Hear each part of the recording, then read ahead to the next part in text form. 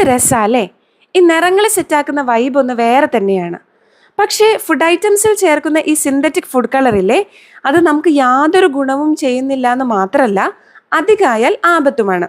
അപ്പം കണ്ണിന് അടിപൊളിയായിട്ട് തോന്നുന്ന ഈ വർണ്ണ കാഴ്ചകളിൽ വീണു പോകുന്ന ഉപഭോക്താക്കളാണ് ഇത്തരം സിന്തറ്റിക് കളറുകൾ ഉപയോഗിക്കാൻ ഉൽപാദകർക്ക് പ്രചോദനവും പ്രേരണയുമാവുന്നത്. ഇതിനെതിരെ ശക്തമായൊരു ക്യാമ്പയിനുമായി കോഴിക്കോട് ഭക്ഷ്യസുരക്ഷാ വകുപ്പ് വന്നിരിക്കുകയാണ്. നിറമല്ല രുചി എന്നാണ് ഇതിൻ്റെ പേര്. ഉൽപാദകരെയും കച്ചവടക്കാരെയും ഉപഭോക്താക്കളെയും കാര്യം മനസ്സിലാക്കി ജീവിതം വർണ്ണാഭമാക്കാനുള്ള വഴിയാണിത്.